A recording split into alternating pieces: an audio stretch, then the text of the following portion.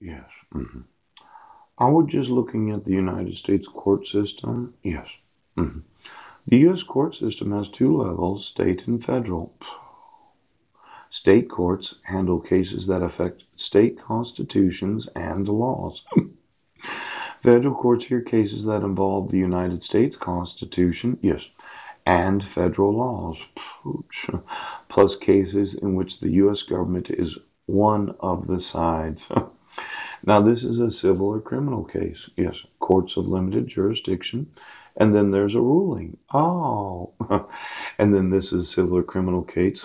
Courts of general jurisdiction and a ruling. Ouch.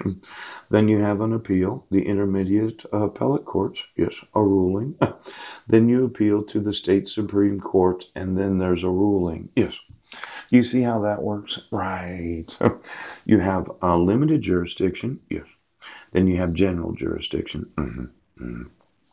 Then you have the appeals process, right? And their ruling. And if you dislike what the appellate court decides, yes, you can take it to the state Supreme Court. Yes. Now, this plaintiff known as Swim Washington, has anybody appealed the plaintiff's decision to issue a traffic citation? Right. Have a father of five sons arrested for violating a protection order where I was not given any due process.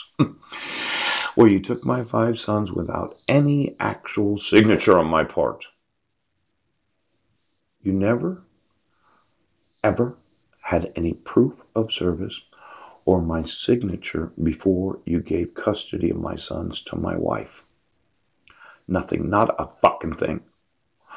And then you had me arrested where you refused to admit the evidence I wasn't in Sequim, Washington. Yes. And a district court judge decided that I was going to have a 1077 while in jail. And the plaintiff was going to be a city instead of the state. It wasn't going to be a superior court hearing. Yes. It was going to be a hearing of limited jurisdiction known as a district court. Yes. Yes. Yes. And then that does or does not give me the right to appeal the decision. Now, these appellate courts in every state of the United States, not only did you allow for the plaintiff to be a city, yes, you allowed for a traffic citation, yes, no evidence on my behalf, yes, for violating a fraudulent court order that happens to have forgeries, yes. It was a court of limited jurisdiction that decided without any appellate court decision available to me, ooch, I can't appeal.